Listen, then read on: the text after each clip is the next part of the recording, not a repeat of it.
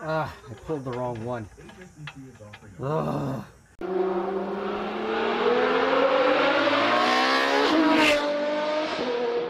Alright guys, back again.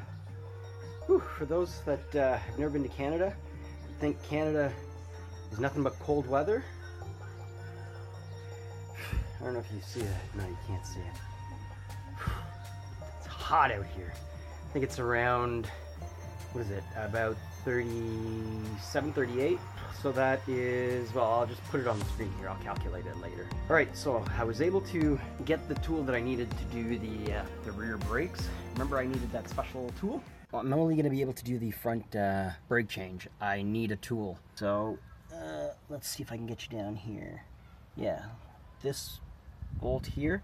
Remember how I was saying that, you know, dirt gets in the hex heads, double squared, whatever VW likes to call them, bolts, and I hate that? I need a special tool now to pull this.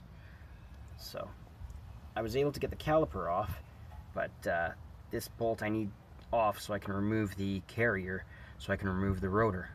So it will just have to wait a little bit. So onto the other front side. All right, well, upside down. So it is an M14, is it? M14 triple squared. Wheels off.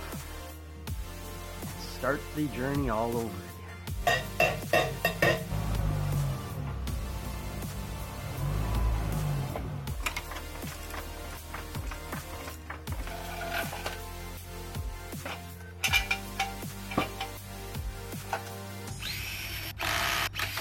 Sorry, I cut you out.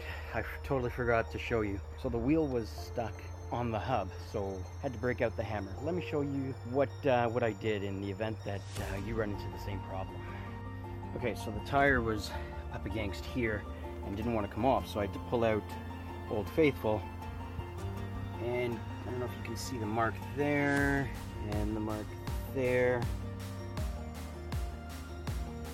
So what I did was just hammer, and it, you know, rocks the wheel, so then hopefully it breaks it loose. So I will clean up the hub before I put everything back together. It may not be stupid hot, but the humidity, brutal. So these are the bolts that I'm going to try to show you that need to be pulled. Okay, you see this one here? That's a 13. There's one down below. Yes, you can see that there. That one as well. That takes the caliper off. Then you need to take the bracket off. The bracket is the one that gave us trouble before. I don't know if you guys will be able to see this one. There's one here and one below. And those are the M14s, triple squared.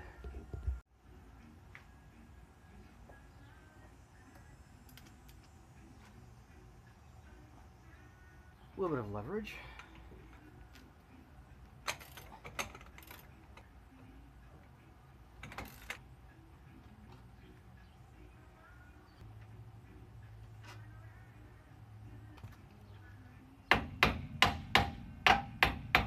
Just tapping to break it loose.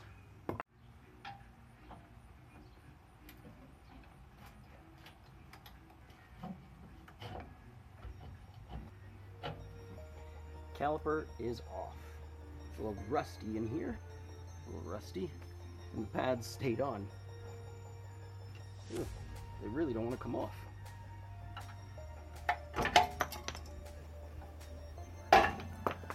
Well, that was in there good. A lot of meat left, but rule of thumb is if you're changing the pads, you should change the rotors as well. Sometimes you can get away with 2 pads to 1 rotor, depending on how aggressive the pads are and how much of a lip there is on the edge of the rotor.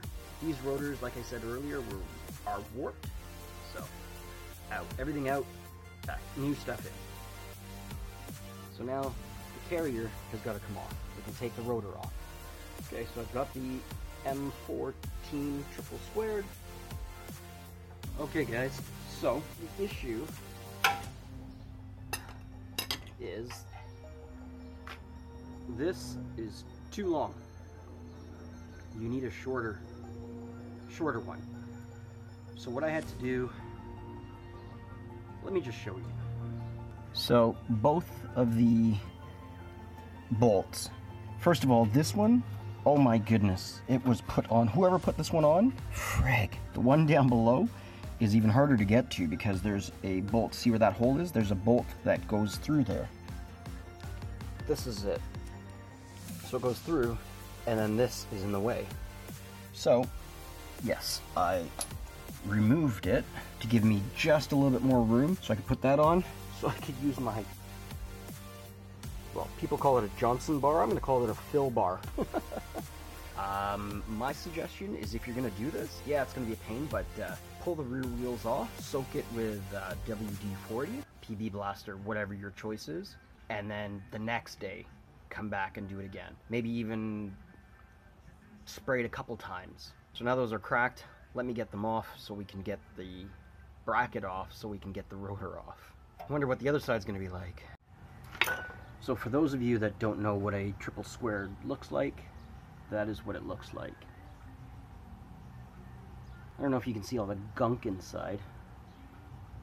I'm going to try to clean all of that out to make it a little bit easier. Maybe it won't, because I mean it is under the car and it may be clean for now, but garbage is still going to get into it. One reason why I really don't like these bolts. Alright, time to get the other one out.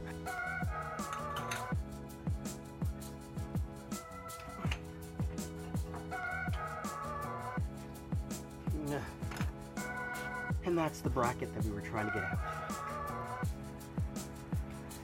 I understand being different and all, but come on guys, why? Germans, why? Just like the hub bolts or the wheel bolts. Why? It just makes the job more difficult, especially when you get older. But I guess maybe that's the point. They want you to bring it into the dealership and get them to do it. And I understand work, you know, everyone needs to get paid, everyone needs to do their, or feed their families, but alright, so that's off. I'm gonna say that this now should come off. So in my case, it was seriously adhered, so to the hub. Brought out my friend, a little persuasion. Looks like someone has removed this before and has broken the screw that holds the rotor on. Clean it up a little bit, a little wire wheel action, and clean it up, make it a little bit easier to go on, come off.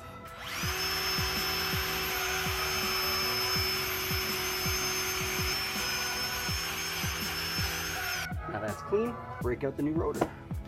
I usually like to just size up the old with the new before I tear the bag open. Yep, good to go.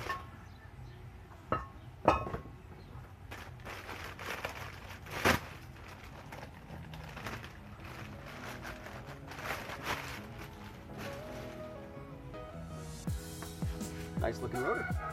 Everything looks good when it's new, right?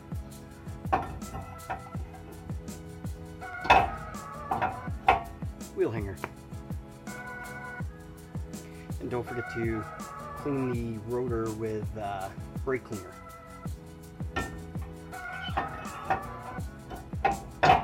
Now this pain in the butt bracket. Funny, it had anti-seize grease in the holes, but I think it's seized. Either that or they put it on stupid tight. I should go find out the torque specs.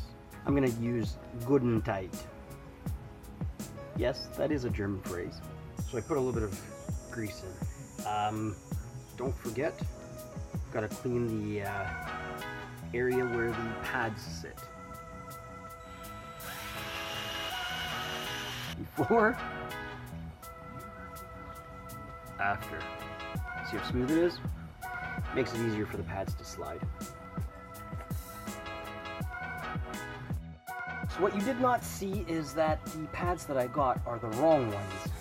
So I had to rush back over to Part Source and sort that out. I brought the old pad with me to measure it up. And it seems like, you know, we have the right one.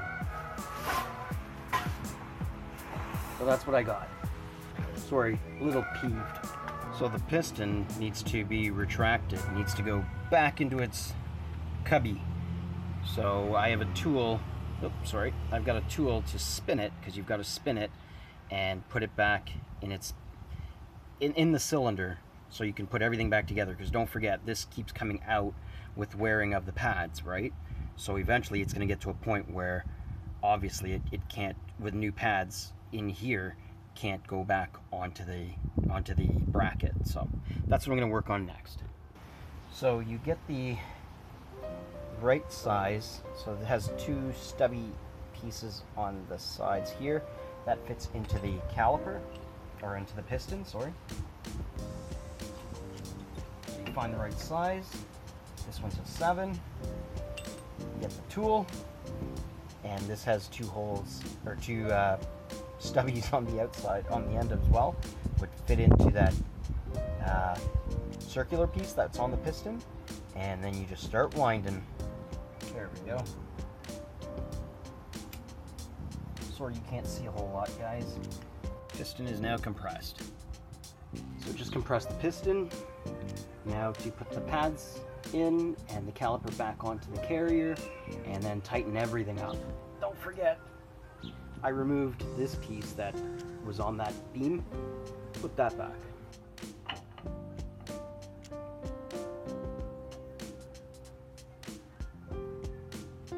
There's a nut on the carrier that you've got to hold while you tighten the bolts up. Sorry, I need more hands.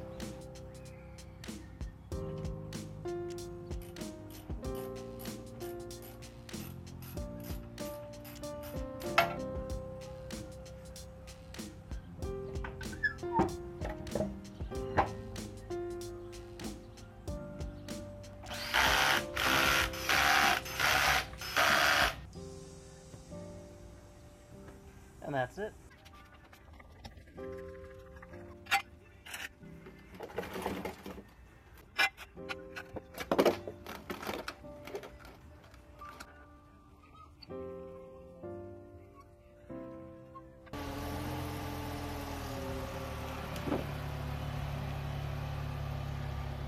Alright guys, thanks for watching. Oh, the only other thing I can think of to tell you guys is, when you jump, after you've done the brake job on your vehicle and you start the car, pump the brakes a little bit, gets the piston back out and ready for clamping. Alright guys, the humidity went away, but the heat never did. Thanks for watching Initial Speed, and I hope you enjoyed this one. If you did, please don't forget to like, comment, subscribe. All of those things helps us to be recognized by YouTube's algorithm, as I'm sure you've heard many times from many other people. It helps, as well as it gives us an idea of what kind of content you guys would like to see. Alright, till next time. Sweaty Phil, out.